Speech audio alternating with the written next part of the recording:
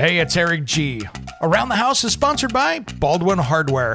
For 75 years, Baldwin Hardware has been known for its first-class quality and craftsmanship in door and cabinetry hardware. As an alumnus of the Baldwin Hardware Design Council, I can say I have seen the details and quality from design to the finished product.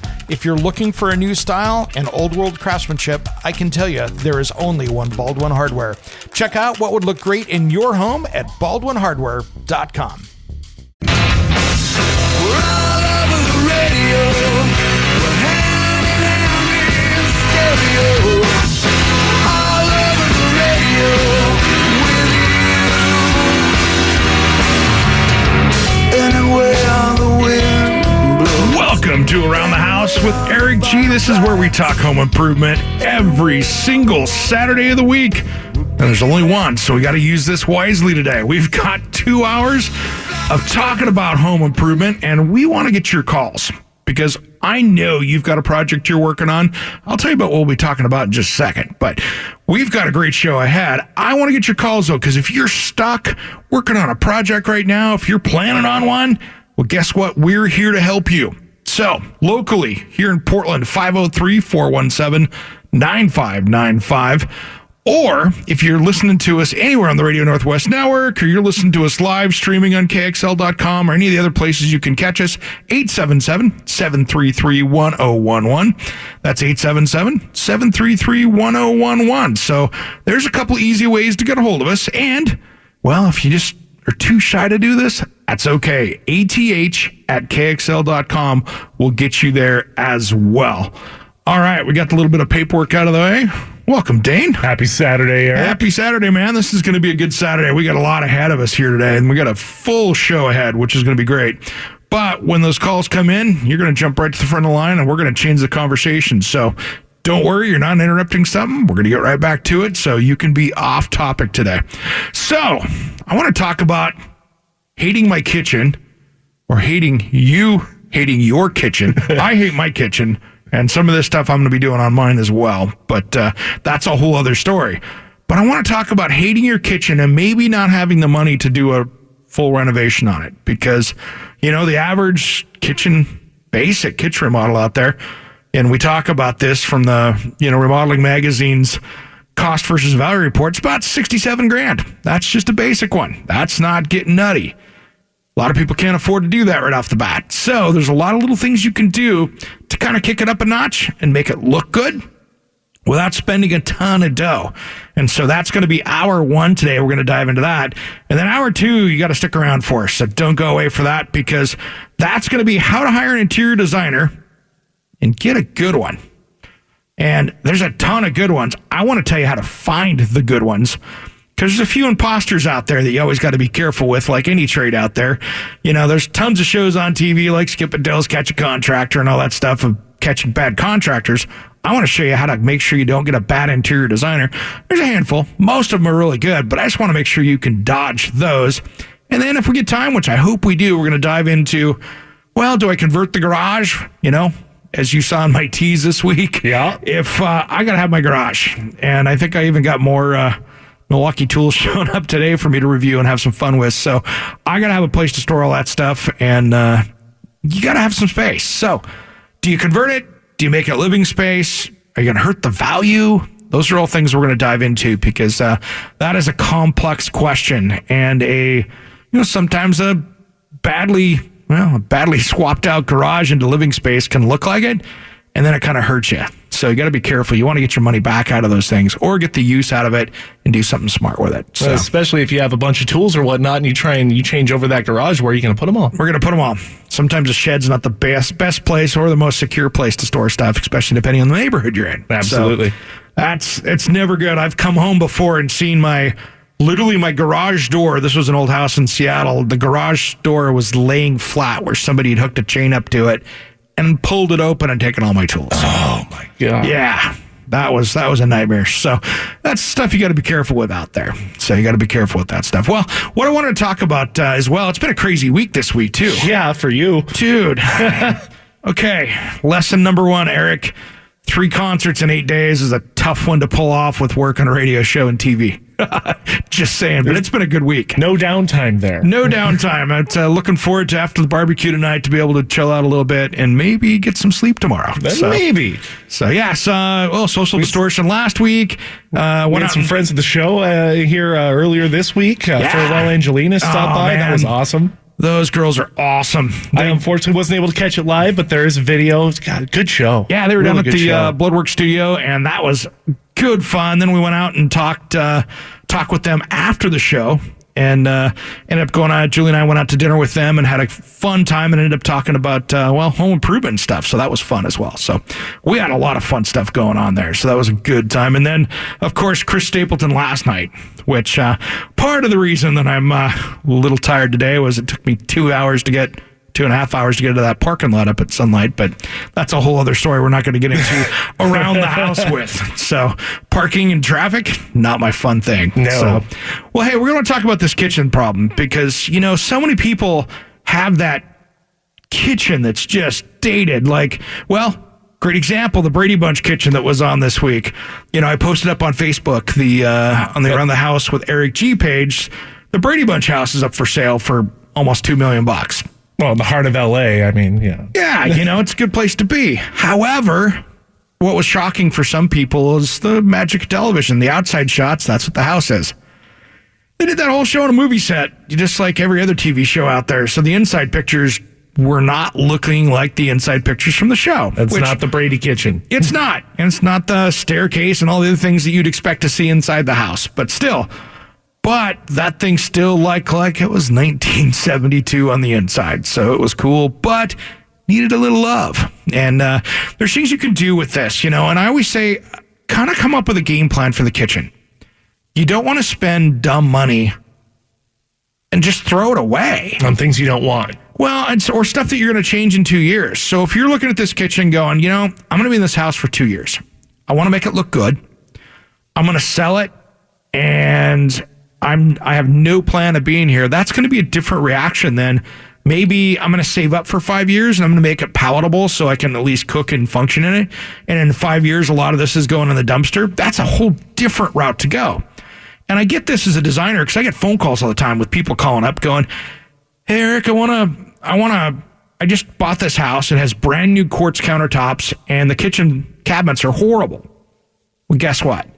You're going to probably bust that countertop pulling up. I mean, it's a 50-50 shot removing an already properly installed quartz countertop. 50-50 shot, I'll tell people, and the problem is when it breaks, it breaks. You're going to, at best, have an epoxy glued piece back together that's going to look like you broke it, glued it back together. It's going to look like somebody super glued it. So I get it. It's not a successful thing all the time. But so many people, they'll go to sell the house. Hey, I'm going to take off that tile countertop that looks horrible because the tile's falling off or the grout's horrible. All those different things. Well, I get it. Problem, though, is that you just creating dumpster food out of that $4,000 or $5,000 quartz countertop that you put in. Yeah, it's not cheap. It's not. So you got to be careful with that, And so that's where that game plan comes into kind of key of what you want to do with it. Because if you don't have that game plan or you're not thinking ahead, you're going to spend dumb money, and dumb money is money that you spend once for it, and then you pay twice for it when you throw it away and have to haul it off, and then you pay for the third time for it when you actually have to buy it again. That's dumb money to me. So I want to keep working with trying to get people to not spend dumb money, because that's just a big waste. And I hate wasting money, and I hate throwing stuff in the landfill that's perfectly good, but it was just poorly placed as far as timing goes. So we're going to have some fun with this. We're going to dive more into this. What do I do with my dang kitchen? As soon as Around the House returns. Every time that you are around me, you can feel my Welcome back to Around the House with Eric G. Listen to a little Jade here this afternoon. I was just talking with him on the way into the studio, actually. And he's putting together a September tour, which should help all of you on the Radio Northwest Network. So he's going to try to get out to a city near you. So stay tuned for that. We'll talk a little bit about it. But we're here talking home improvement because this is what we do each Saturday. I want to give you the numbers here. In Portland, if you want to call the local number here, or if you're like almost everyone else in the world who doesn't have to worry about long distance because they got a cell phone, 503-417-9595. Save that in your phone. 503-417-9595. Or if you want to use the old-fashioned toll-free number, 877-733-1011. That's 877-733-1011. Make sure you like our iTunes, all those things. Anywhere you're going to find podcasting, you're pretty much going to find Around the House. And if you do find one, send me an email, ath@kxl.com, because maybe we missed it. So we got a lot of fun stuff to do here, but I do want to tell you that this segment Around the House is brought to you by Western Construction Systems. Is a cracked or crumbling foundation killing your real estate deal? For a free inspection, contact Western Construction Systems. The integrity of your foundation is their specialty, and that's guaranteed. CCB number 94222. Now, Eric, you were mentioning the SoundCloud. I do want to point out we are trying a little something a little new here on Around the House. We're doing like a little I don't want to call it a rant by you, but more of just kind of it could be, but just kind of what we're talking about, what we're looking at, what we're thinking about doing for Saturdays. Definitely hit up the SoundCloud. We do that on Wednesdays. Just check that out. Check that out, yeah, because I'm putting it up on SoundCloud, which means within 24 hours it'll show up on iTunes and everything else. It's the RSS feed. There's a little bit of a lag between all those. But this last week I was talking about stuff, and you can find that on SoundCloud. And this week we're going to have a fun one. I think I'm going to dive into housing prices a little bit and what I think are the cause of that. So stay tuned for that during the week. And will they ever come down? Maybe, maybe not. You're going to find out my opinion, at least, Evan, on Wednesday. So take a look for that. And of course, I'll have that shared on Around the House with Eric G. Facebook page. That's the easiest place to find us. So right now, if you go to Facebook and type in the @ symbol, ATHKXL, you'll find us right there. I'd like to see how many more people we can get following today, because that is the greatest way. I mean, I get messages all week long on there where people go, hey, I'm working on this. I was chatting with one of our listeners this morning about her roof. I mean, there's easy way to get a hold of me there when maybe you can't get on something like that.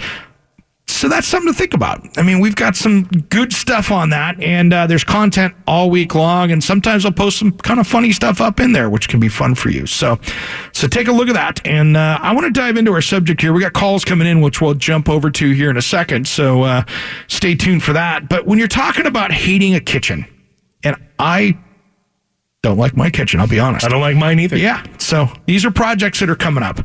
But with that, what we're going to have to do is you got to maintain kind of a plan for that. When you have a plan, now you got to figure out what you want to go from there. So that's what we were talking about last break.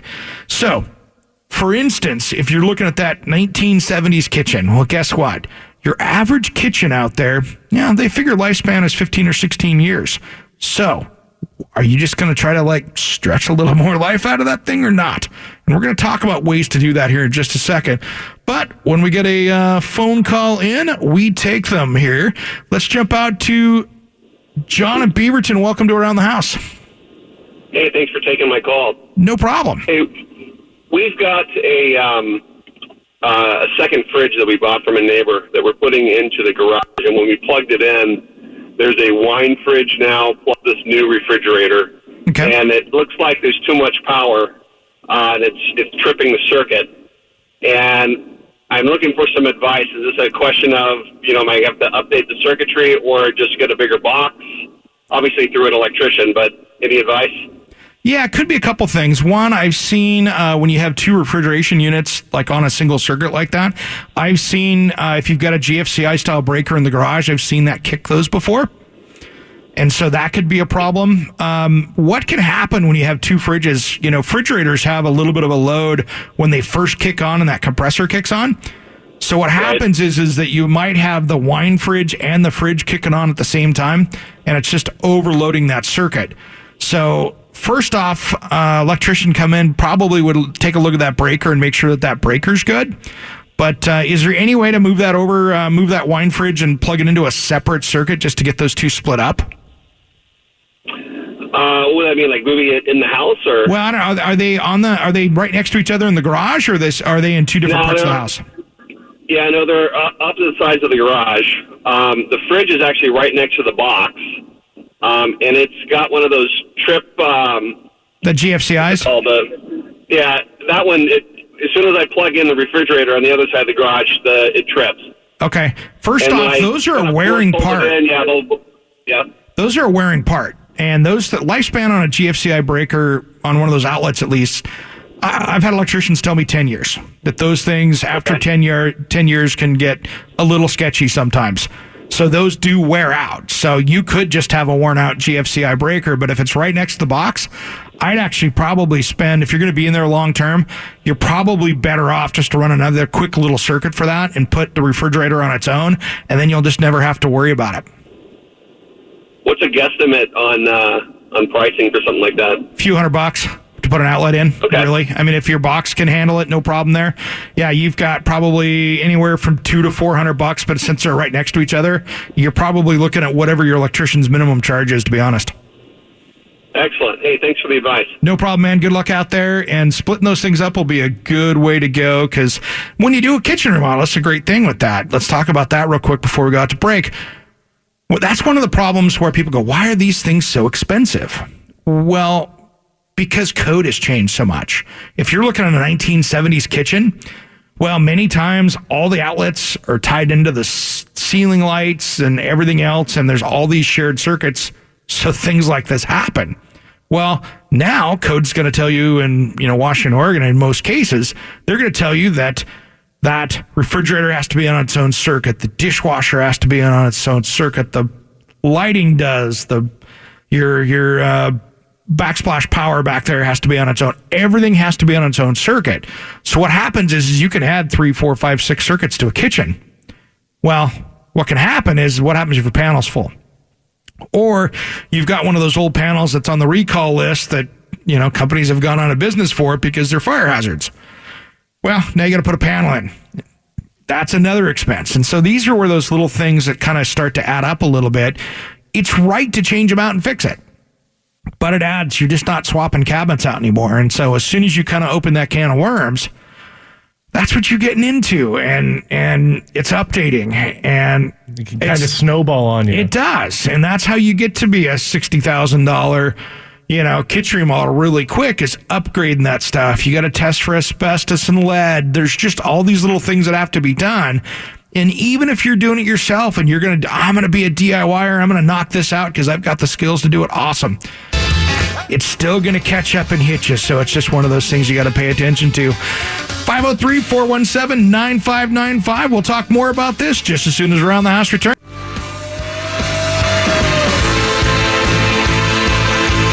Welcome back to Around the House with Eric G. This is where we're talking home improvement today. We've got a busy show ahead, and we've got a lot of calls coming in. But go ahead and get in line at 503-417-9595, 503-417-9595. Or if you're calling out on the Radio Northwest Network, which all of you guys out there, we really appreciate it, 877-733-1011, 877-733-1011. Also, this segment Around the House brought to you by Adair Homes, building quality, custom, affordable homes throughout the Pacific Northwest for nearly 50 years. AdairHomes.com, CCB number 593. Hey, let's jump out to our callers out here. We've got some people that have been patiently waiting. Let's run out here to Mel in Oregon City. Welcome to Around the House. Hey, Eric, good show. Thanks, man. What can I help you with? What I got is a problem with skylight in my master bath. Okay. It's an insulated glass and all that, and every few years I have to get up there and kill the mildew and scrape it down. And what I've been doing is I've been using I used a Kills primer, and then I went over with an oil base right up against the glass. Smart. My skywell used to be 2x2, and the fan was mounted on the bathroom ceiling.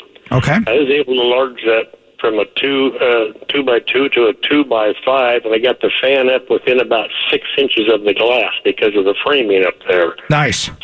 And it lasted a little longer, but I'm still battling the same issue.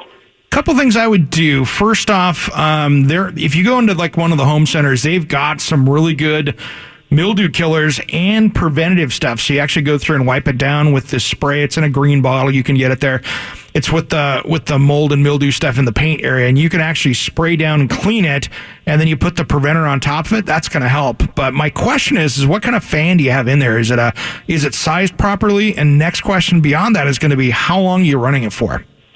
Well, in the wintertime, when you get sweating, it can run run an hour, it doesn't make any difference. Okay. I still have that problem.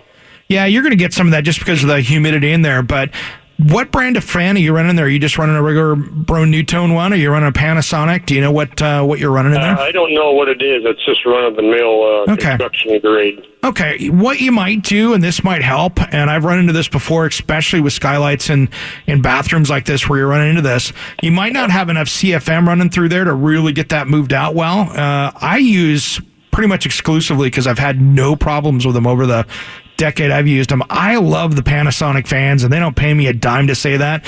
It's just one of my little secrets that I do in bathrooms, because they're super quiet, as well as they move air really well.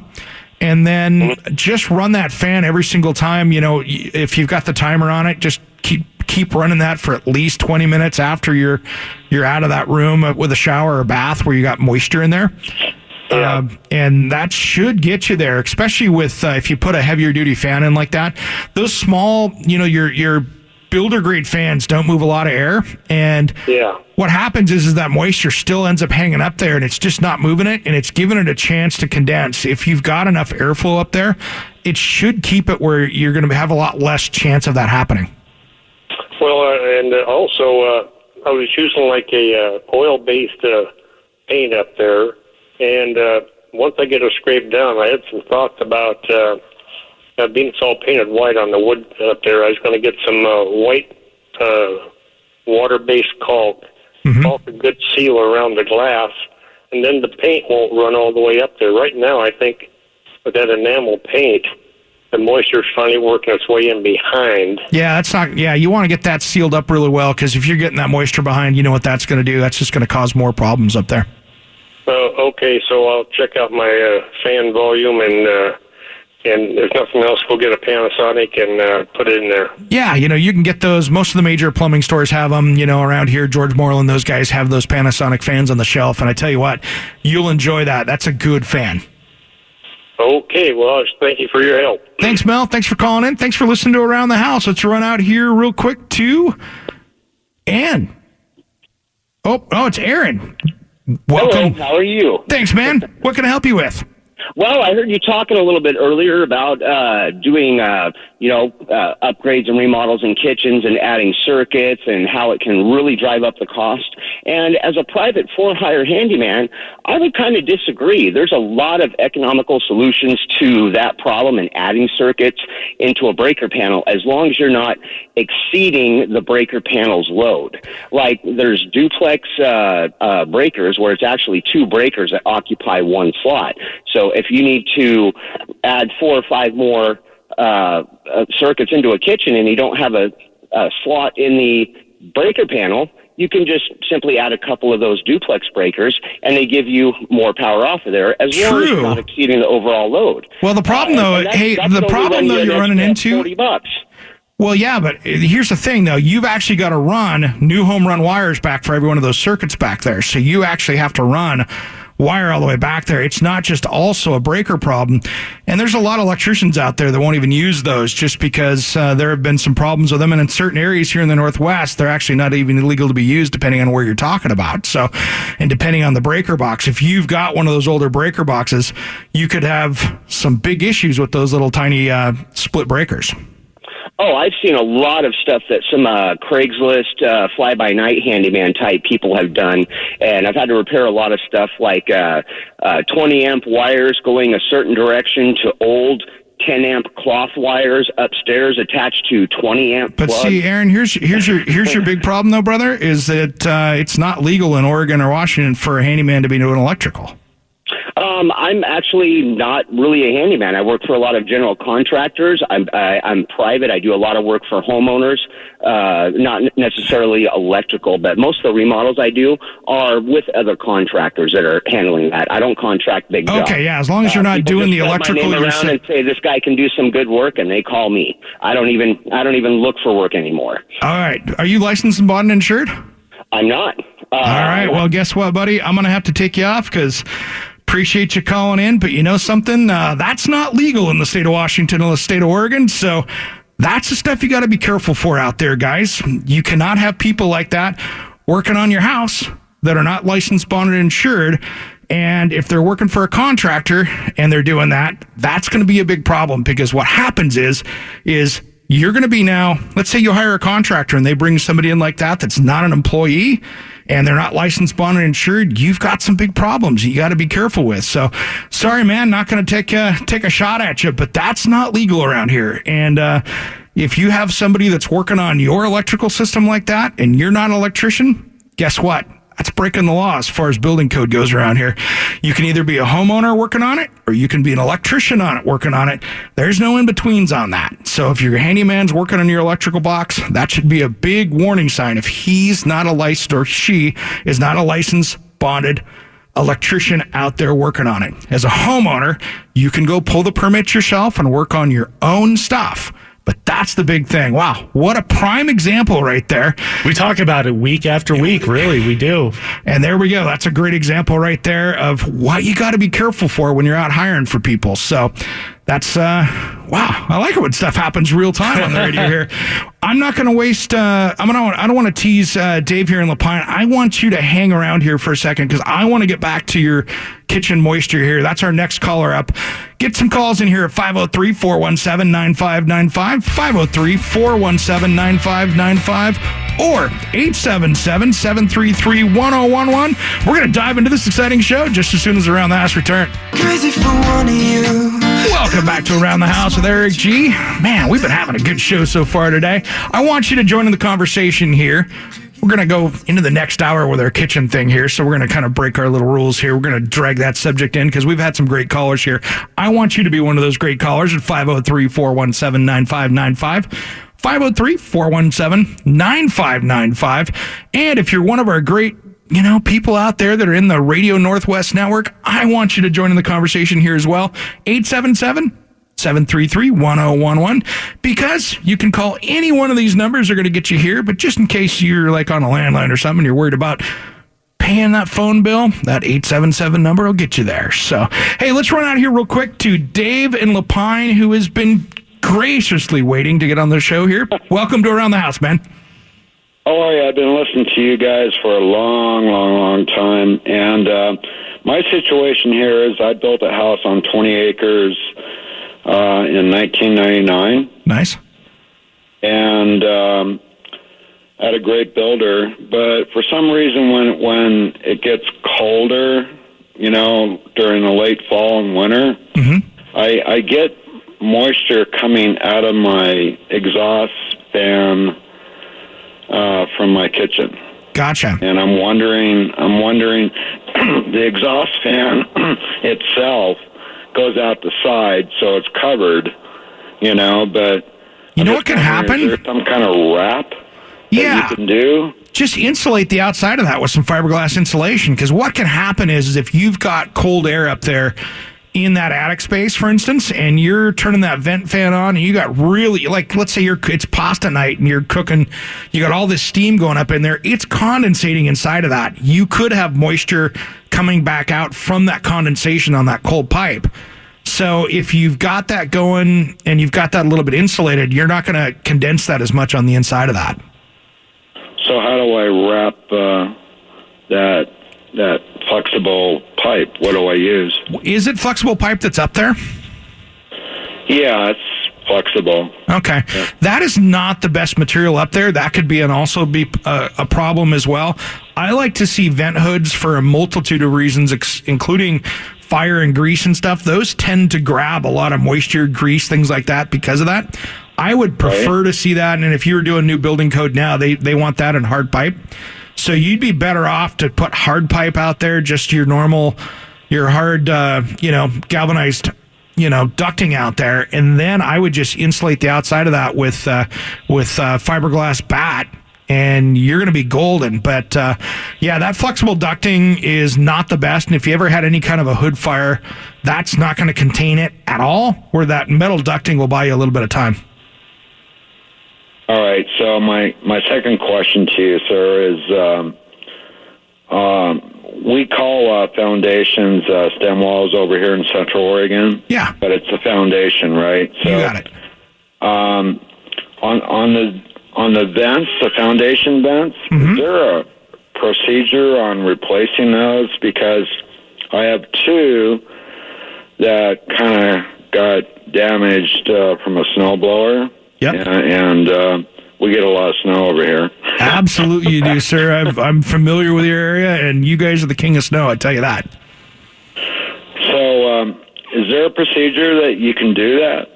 Yeah, are these so you're 90, so this is probably those plastic vents that are cast in the concrete with the wire mesh inside? Correct. Yeah. I've seen guys go in there, and I've seen companies like Western Construction actually go in there, and they will cut those out and put new ones in and actually do it that way. If you want to replace that whole system, they'll actually cut in, replace that whole piece, and put a new one in there, and just basically cutting through that concrete and putting a new one in there and going that route. The other thing I've seen people do is go in there, and if they just want to fix the screen, I've seen a couple different ways where they'll go in there and cut the screen out, and back from the inside, they'll put another hanging piece back there to fasten that in there. I've seen them use epoxy. I've seen small pieces of wood where they'll put a wood mesh across the backside of the foundation on the inside of that stem wall. So you've got that, you can actually put a 1x2 and fasten it to the concrete on the backside and still keep animals and things from coming through there, mice, things like that, and still have a good screen without chasing out the whole thing. Well, actually, my screen's okay. It's the vent lids that go up and down. Gotcha. Yeah, you can absolutely, if you want to put a whole new one in there, yes, you can do that. And they would just go in there and replace that whole piece in there if you want to put a new one in. Other than that, you're going to be stuck like everybody else, putting in the new, the foam ones, which blow right out as soon as you hit that with the snowblower, though. That's the bad part. Right. You'll be chasing those across the front yard when that happens. Do you have a second to answer a third question? Or sure, I got just a minute or so, but go ahead, man. Since you're on, let's do it. I have a 612 pitch metal roof. Okay. With the integrated metal, so it was built on site. Cool. And my plumbing vents, I have three of them. I'd like to know, is there a low voltage heating system that I can install on the outside of the roof? There are some of those, they're like it's the same thing as what you would use, and you're trying to keep the ice dam and stuff down. Is that what you're trying to do? Yeah, because I'm tired of going through, the rubber cover for the sure. vent. So here's what you can do for that, for those ice dam. You can actually get we're going to have to go out to break, but I'll stick you on hold. Get some of the gutter wires that you put up to keep your gutters from being unfrozen, and that'll do it. That's hour number one. We'll be back for hour two, just as soon as Around the House returns. Hey, it's Eric G. from Around the House. If you want to reach the smartest listening audience of homeowners and contractors without competing with those crazy political ads, head to AroundTheHouseOnline.com and contact me personally for more information. That's AroundTheHouseOnline.com.